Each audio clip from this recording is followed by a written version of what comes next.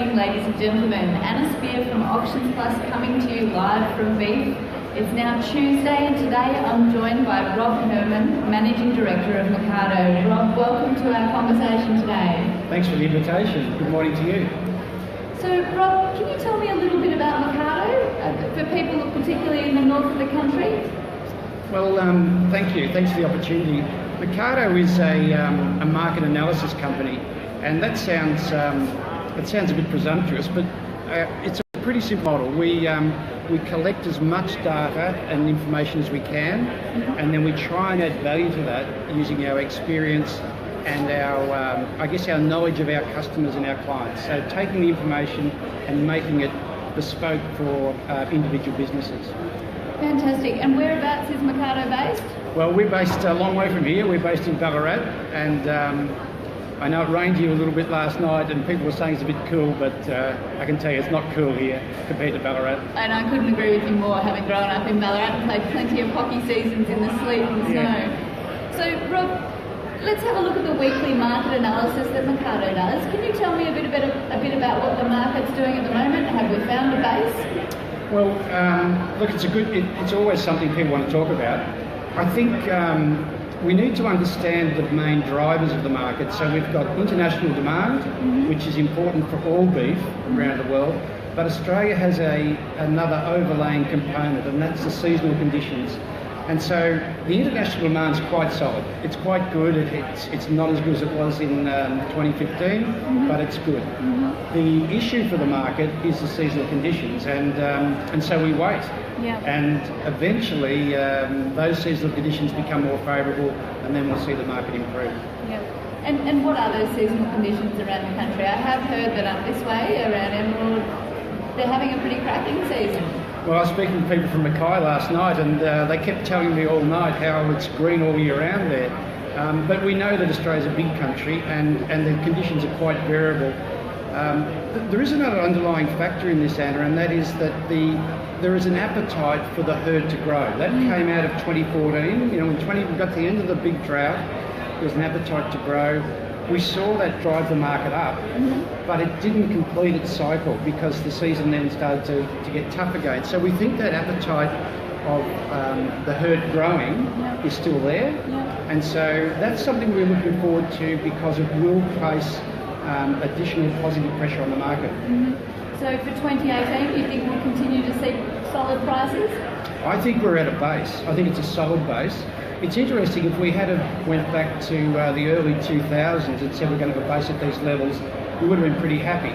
And it is good markets, but that said, we need to keep markets dynamic, and I think we've got a cattle market that is quite dynamic at the moment. Okay, let me take you on a bit of a journey to our current cattle market indicators. Can you give me a bit of an overview of, the good, the bad and the ugly? Yeah, well, we've got to remember cattle market indicators are a relatively new concept in Australia, and I think the indicators have served the industry well to this point. There was one failure, and that was, if people remember back to the cattle futures contract, that was based on the Eastern Young Cattle Indicator. And one of the failures of the cattle futures contract was because that indicator was too broad. It was just a really broad indicator, and it didn't.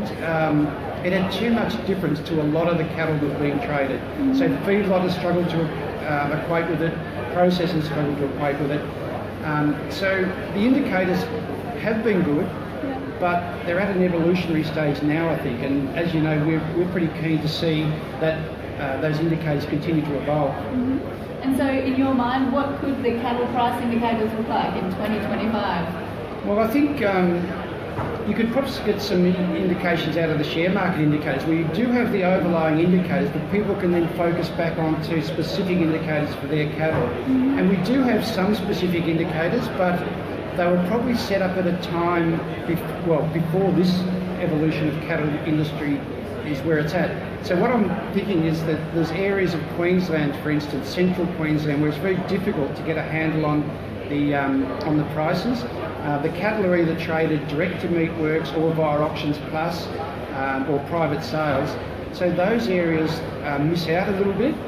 And there's other areas. Tasmania is another one where there could be more bespoke indicators. And I think that's an area where we need to have a look at now. Yeah, so in a simplistic model, would you be thinking that someone with Angus steers between a certain weight range could log onto the index and actually get a feel for what their stock should be trading at?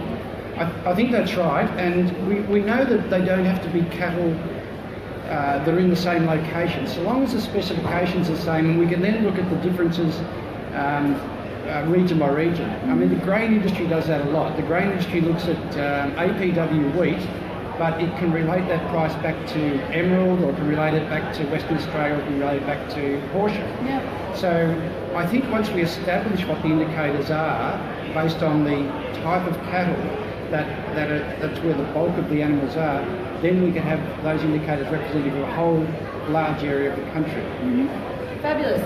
So let's move on to another topic of change. I have noticed some reporting that you guys did recently around the Wagyu price differential and how the massive price premium that was being received has come back a little. Can you tell me a bit about that? Well, I can, and I think this is a bit of a leading question, Anna, because I've got to be honest and say that the Wagyu society, in our view, or the Wagyu people, should be eternally grateful to Auctions Plus. So how's that for a little captivate? Oh, nice promo. Yeah, and I'll explain what happened.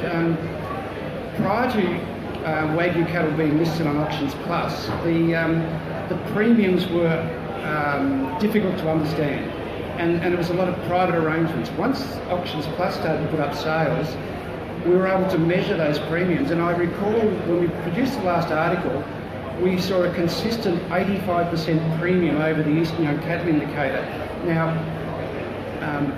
we saw that premium grow, and it coincided with your sales. But the important thing it did, it allowed people to start to price their cattle forward based on an indicator, which was the Eastern Young Cattle Indicator, but understanding what that particular animal's premium was. And that's the sort of models we think will evolve over time. Mm-hmm. I mean, in the US, cattle are traded on basis contracts, and a basis contract is just looking at an underlying indicator and then agreeing on what my cattle or my time of delivery are worth as a premium or around that indicator. Mm-hmm. And that really brings markets into a higher level of sophistication, and it's exciting for people. It'll be exciting for Auctions Plus too, because you'll start to have a whole lot of new ideas about your sales. Yeah. And what would you say to someone looking to invest into the Wagyu space? Start 5 years ago. I think one of the things that happened, and that's natural with a market, that there's a lot of supply comes on board. Mm-hmm. Now, at the moment, the whole cattle market is under some sort of pressure because of the season, so it's difficult to extrapolate individual movements in the market. But I suspect that there's going to be a lot of supply that's coming through. That said, though, we don't know how much the demand is, and that will be found out. So you need to supply a market and supply it pretty vigorously to find out where the demand limits are, but it's a growing market. So I think it's good, but like everything, we'd like to have started at the start of the boom, if we're thinking about it now. Absolutely. So we are a bit north of sheep, but I'd like to have a bit of a chat about sheep. I have seen some articles more recently around diversification and whether or not it's the right time to look at wool and sheep meat, and whether or not people can make a sustainable business model out of that. What are your thoughts? Well, we're passionate about sheep, and so for my sins, that's what I've been involved in all my life. I think wool sheep are at the crossroads. The industry hasn't embraced the innovation and change that others have, and that's been the cause, in our view, the biggest cause of the decline in merino sheep. It's not about the money. People make just as good merino operations make just as much money as cattle or cropping or prime lands.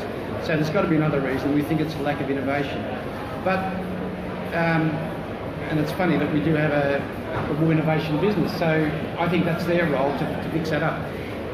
On the sheep meat side, though, that's a really exciting story. A really exciting story, and it'll run off into beef to some degree. But sheep meat are discovering this huge market just to the north of us. There's a lot of people there who are starting to get to know sheep meats. It's a diversified market, and at the same time, we have a limited supply. There's only two major exporters, and that's New Zealand and Australia.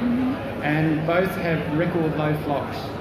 So once again, so what would I say about sheep? If I had sheep, I would have kept them. If I didn't have sheep, I would have bought them 10 years ago. If I haven't got sheep now, I'll be thinking about ways that I could get some if I'm in those type of areas. Fantastic. So one last question for you, Rob. The importance of data for our industry. What should we be doing? How could we be doing it better? And what's the opportunities around data? That's a really good point. And as you know, we think that's the only way we can have informed opinions. And I think, you know, agriculture over the years has evolved where a lot of people have knowledge and it's experience and it's perceived that, you know, we know things. The future isn't about that. The future is about being able to quantify that. And you still need experienced people, and you still need smart people, you still need passionate people, but you need underlying data to support those ideas. And if you have a look at the corporate businesses that are coming into agriculture, you know, they're screaming out for this. And so it's not going to go away, and it's going to become more important. Fantastic. Rob, if people are interested in subscribing to Mercado, where do they need to go? Well, this is the quid pro quo, isn't it? I've had you back in for night. So www.mercado.com.au, and we love to get people's feedback on what we produce too. So it's a way that we can communicate with as many people around Australia as possible. Fantastic. Thank you so much for making time for us today, and thank you to those online. We'll look forward to seeing you tomorrow. Cheers.